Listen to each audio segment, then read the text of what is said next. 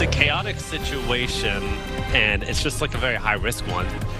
An Austin cyclist captures video of a driverless car veering into a bike lane. We took his concern to the company and the city. Damar Hamlin moved to a hospital in Buffalo. What his doctors say about his recovery. Another perfect winter day in Central Texas. Coming up, a look at just how unusual this warmth has been and when the next cold air arrives. And thanks so much for joining us here on KXAN. I'm Daniel Marin. And I'm Jennifer Sanders in for Britt Moreno. A day before lawmakers return to Austin for the legislative session, the state's top accountant is forecasting a record-breaking budget surplus of nearly $33 billion. The challenge now is how to use it to help the people who created it, Texas taxpayers. KXAN's Ryan Chandler sat down with the Texas Comptroller, Glenn Hagar. This is truly a historical, once-in-a-lifetime budgeting session. Before legislators start fighting for their bite of the apple, we learn how big that apple is. And it's big. The biggest ever. And beyond what anyone could have ever imagined. Controller Glenn Hagar is the state's revenue estimator. He says lawmakers will never see this opportunity again. They have bigger opportunities to make impacts that impact Texans today that are struggling with inflation, or impacting the future generations as they come forward with long-term decisions they're going to make in the next 140 days. But with more money comes more problems. Lawmakers can do just about anything they want, but they can't do everything. So how do they choose? Advocacy group Every Texan says lawmakers should give the money back to the people who paid it. And invest in resources that contribute to our collective prosperity. That's how we show up for each other. That's how we deliver quality schools and affordable health care and good paying jobs. Meanwhile, Governor Abbott campaigned on spending up to half of the surplus on cutting property taxes. Controller Hagar says be prudent. There's no telling what the next 2 years will bring. Let's make very important decisions for today and for future, but also know the budget of today won't always be there in 2 years from now. And that's the biggest cautionary tale that I can make sure to stress to the legislature and to the public. Ryan Chandler, KXAN News. And the record revenue also raised the value of the state's Economic Stabilization Fund, better known as the Rainy Day Fund. In late November, Controller Hagar said the fund grew to more than $14 billion. However, Hagar said that number was expected to drop by about $870 million due to previously approved spending. So why were the last 2 years so lucrative for the state? The Comptroller's office points to a couple of causes, I should say. In part, it's due to inflation. Texans paid $4.5 billion extra every month on taxable goods, and that boosted sales tax by almost 10%. Now, that alone made up for more than half of the state's revenue. Also, oil tax revenue jumped nearly 12%. After his Sunday visit to El Paso, President Joe Biden is in Mexico City tonight to dine with the leaders of Mexico and Canada ahead of tomorrow's North American Leaders Summit. As Drew Petrimo reports, the president is being sharply criticized by Republicans who have vowed to make illegal immigration a top priority now that they have the majority in the House. President Biden meeting with the leaders of Mexico and Canada Monday with the crisis at the southern border front and center. Border Patrol says it stopped a record 2.6 million migrants crossing illegally last year. On immigration, Mr. Biden is facing criticism from both sides of the issue. During his first visit to the border as president, Texas Republican Governor Greg Abbott welcomed the president with a list of demands, including building more border wall and cracking down on migrants who cross illegally. He should have been down here from day one to fix the problem that he created. Humanitarian groups say a new Biden administration policy announced ahead of the trip could put migrants in even more danger. The policy aims to expel 30,000 migrants a month who arrive from the countries of Venezuela, Nicaragua, Haiti, and Cuba. I think that the new program that the president rolled out should help moving forward. This was a partisan trip that was just made as a photo op. Back in Washington, Republicans now in control of the House after resolving a messy fight over the speakership, and they're promising to make immigration a top issue. And I think by having the disruption now, really built the trust with one another and learned how to work together. But staying united in their quest to be a check on the Biden administration is expected to be a big challenge for Republicans. Moderate members already voicing concern over concessions made to hardliners during the days-long struggle for power. Drew Petrimo, NBC News, Washington.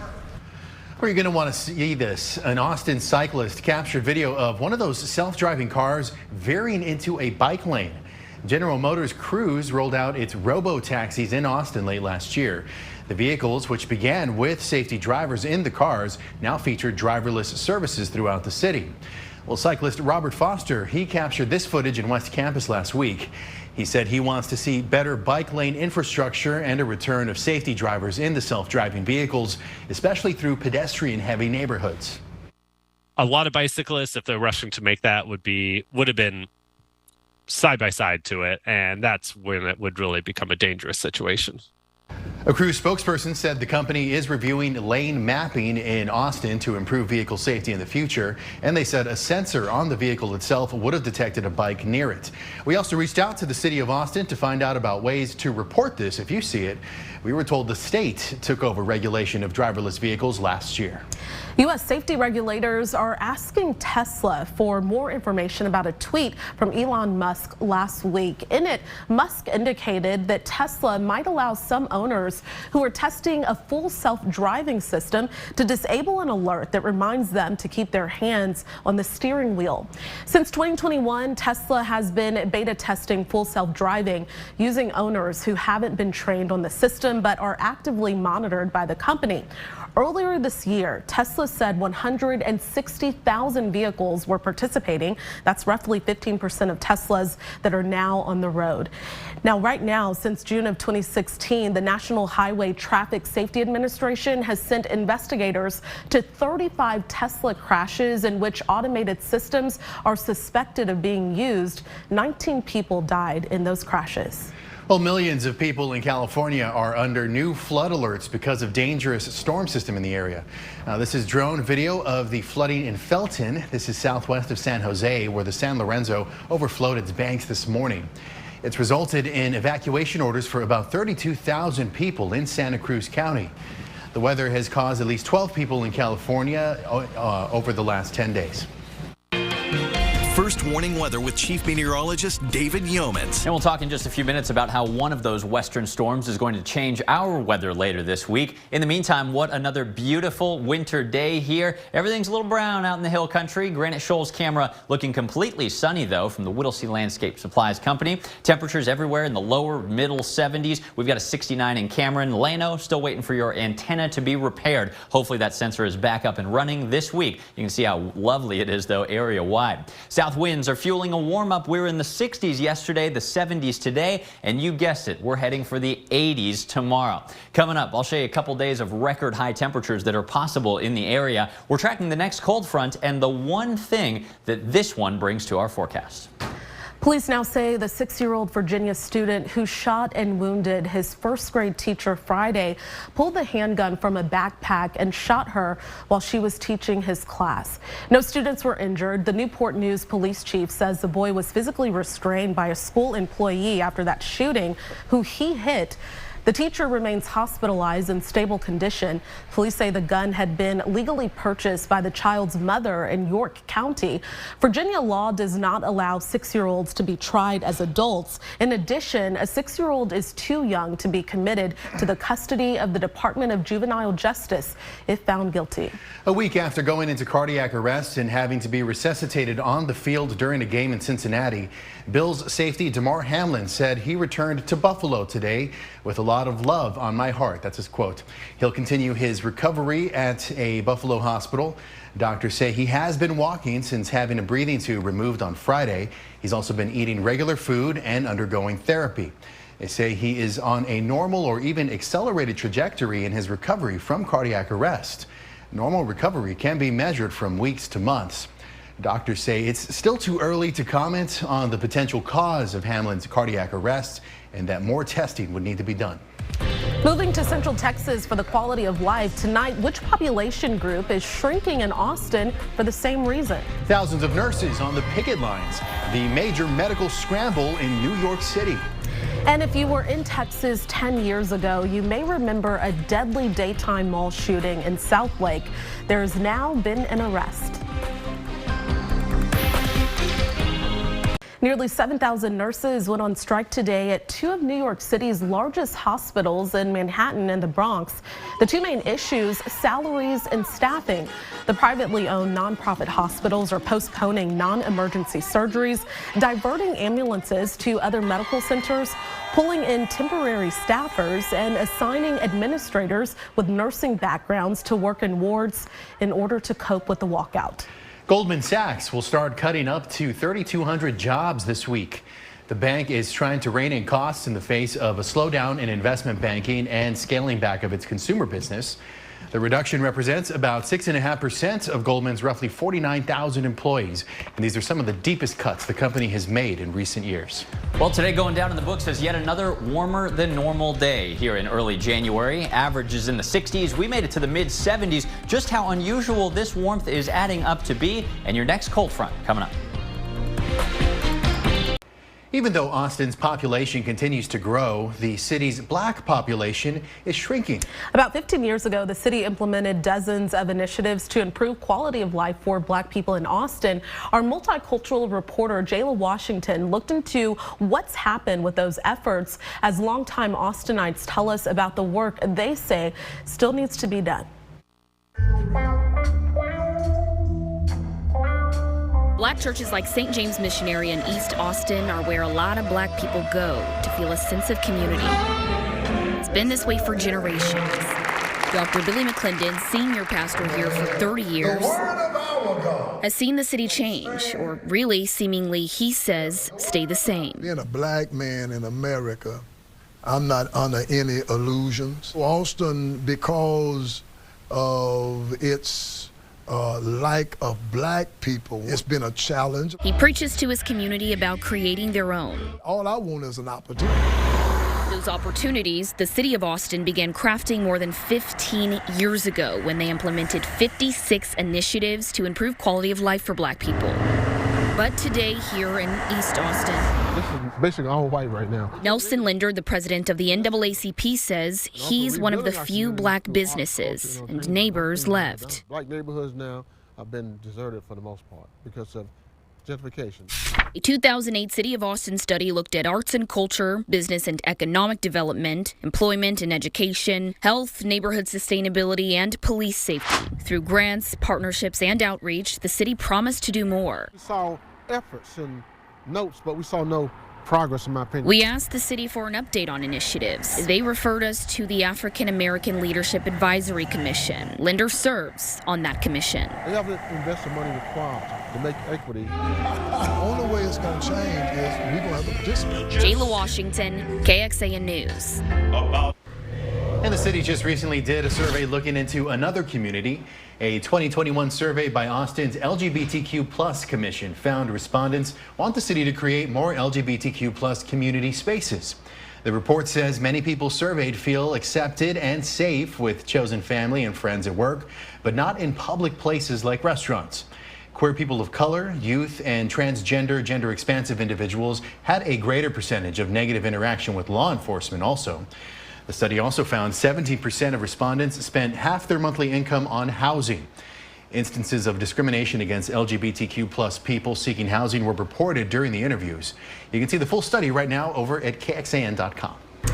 Okay, David, weather has been pleasant. A few of our friends, though, in the newsroom said it's been a little too warm. I disagree. I am enjoying it, but it has been warm, though. Look, it's hard to beat, but it's easy to lose perspective. These 2 weeks in the beginning of January are typically our coldest of the year. Average highs are supposed to be long sleeve jacket weather, even during the afternoons, and it just hasn't been. Another warm day, 69 with a southerly breeze in Round Rock. 5 p.m. traffic building from our Whittlesey Landscape Supplies weather cam. But just today, we have climbed the leaderboard into what is now a tie for the warmest start to January ever observed in the Austin area. Notice our average day and night temperatures so far this month. through midnight last night, tied with where we were in 1907. You know, with the heat that we've got for the next couple of days in our forecast, I'll bet we pull into a strong #1, at least for now.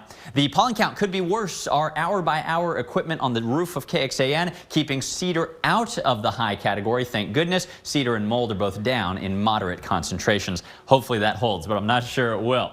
Here's why. We've got clear skies all across the state. The storm track, which brings the rain along it and the cold air to the north of it, they are way to our north. This is what's leading to this typical La Nina start to January. Warm, dry weather overall. It's also leading to more trouble for our friends in California. A mandatory evacuation in Montecito, northwest of LA. Severe thunderstorm risk tonight in San Francisco. We've seen inches and inches of rain just today, and this is yet another storm in the ongoing series with yet another one lined up behind it. This one actually brings an impact to our forecast a little bit later in the week. As you can tell, though, stormy nights out there at SoFi Stadium for the college football national championships. Thankfully, it's played under a roof.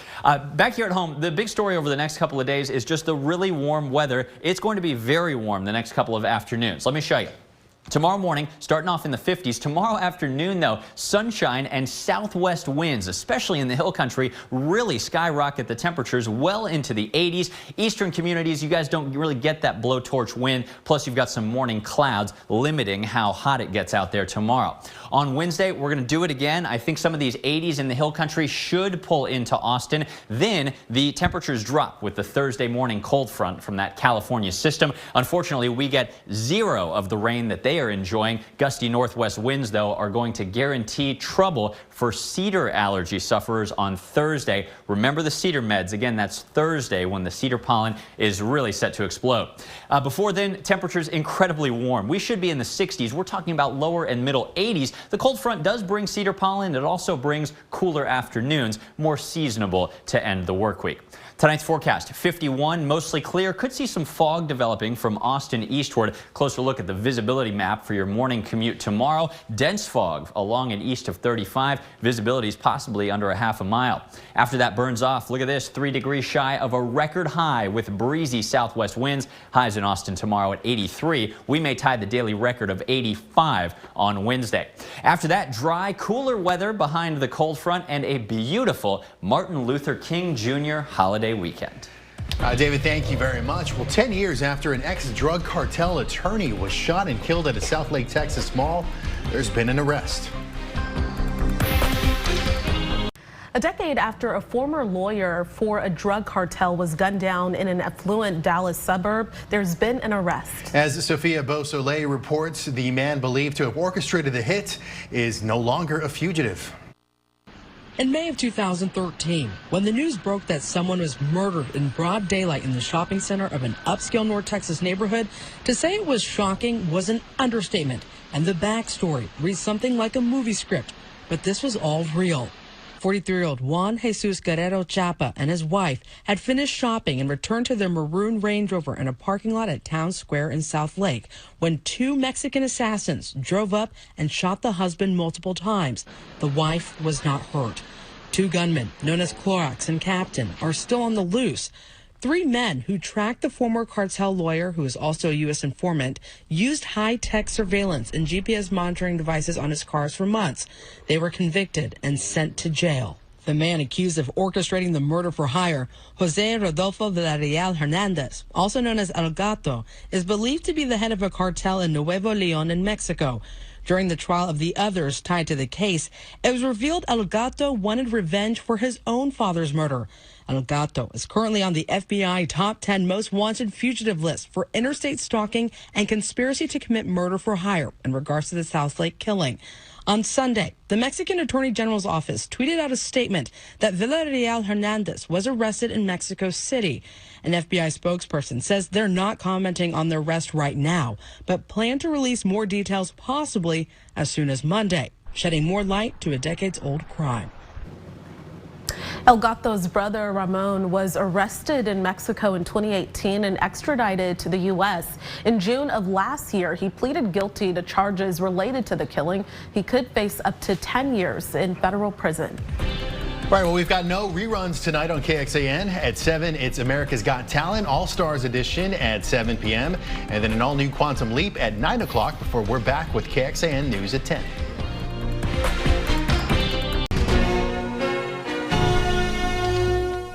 Thanks for listening to KXAN News Nightly. You can also listen to KXAN News Today every morning for more in-depth coverage of what matters most to you.